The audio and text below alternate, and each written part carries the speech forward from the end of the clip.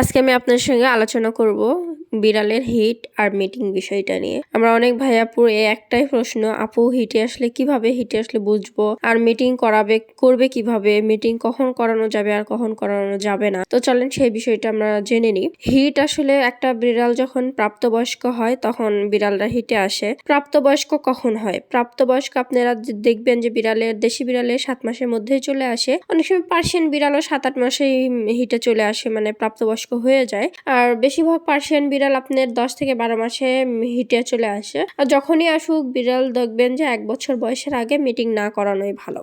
আর হিটে আসলে কিভাবে বুঝবেন? ছেলে বিড়ালরাও হিটে আসলে দেখবেন একটু ডাকাডাকি করবে, চিল্লাচিল্লি করবে, খাবার দাবার কমে দিবে, শুধু সবসময় ডাকাডাকি করবে। মেয়ে বিড়ালরাও সেম একইভাবে খাওয়া দাওয়া করবে না, শুধু সঙ্গী খোঁজার জন্য চিল্লাচিল্লি করবে। ছেলে বিড়ালরা আরেকটা জিনিস করে, যেটা হচ্ছে একটু পর পর ওরা ওদের শীতে স্প্রে করে। মেয়ে বিড়ালরা তেমন একটা করে না। মেয়ে বিড়ালরা কিছু মানে একটু পর পর যেখানে সেখানে একটু পটি করে, কিন্তু সব বিড়ালই করে না। আর প্রথমে অবস্থায় তো মেয়ে বিড়ালরা করে না, যখন বেশি অনেক বয়স হয়ে যায় 4-5 বছর, তখন যায় এই জিনিসটা করে, আবার আস্তে আস্তে স্বাভাবিক হয়ে যায়। আচ্ছা যাই হোক, আর মেয়ে বিড়ালরা দেখবেন যে হিটে যখন আসে, মেয়ে বিড়ালরাই হিটে আসে।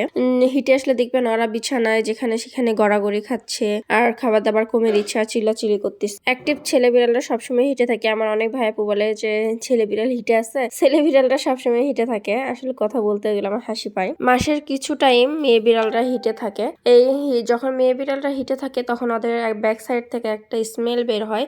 এই স্মেলটা বিড়ালদের ঘ্রাণ শক্তি এত বেশি, এই স্মেলের কারণে মিলন হওয়ার জন্য ওরা চিল্লাচিল্লি ডাকাডাকি করে পুরুষ বিড়ালকে। এই জন্যই দুজনে ডাকাডাকি করে থাকে। আর মিটিং করাবেন কখন? আপনাদের বিড়ালের বয়স যদি 1 বছর হয় মেবি, তারপরে মেয়ে বিড়ালকে মিটিং করাবেন। তা নয়তো অনেক সময় হেলথের প্রবলেম দেখা দেয়। আর সম্ভবত চেষ্টা করবেন 2-3টার বেশি হিট না মিস করানো। তার বেশি হিট মিস করালে কিন্তু বিড়ালের প্রবলেম দেখা দেয়, নানান ধরনের রোগ বালাই চলে আসে শরীরে। তারপরেও আরেকটা কথা, আপনারা যতদূর সম্ভব চেষ্টা করবেন নিজেদের ঘরে ব্রিড করানোর জন্য। অনেক সময় বাহিরে ব্রিড করালে কি হয়, একটা বাহিরে ব্রিড যারা করায় ছেলে বিড়ালরা কিন্তু অনেক ফিমেলের সঙ্গে মিটিং করে, তো তখন কিন্তু ওদের স্পাম্পে অনেক ধরনের সমস্যা দেখা দেয়।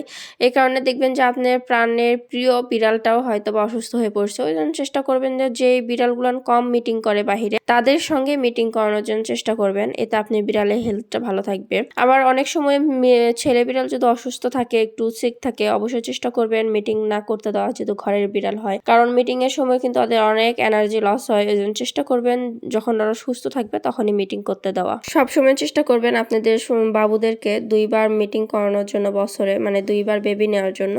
এর বেশি বেবি নিলে মেয়ে বাবুদের হেলথের প্রবলেম হয়। আর যখন প্রেগনেন্ট থাকে তখন বাবুদের বেশি যত্নার্থী করবেন, বেশি খাবার দাবার দেবেন, তাহলে দেখবেন ওদের হেলথ সবসময় ভালো থাকবে।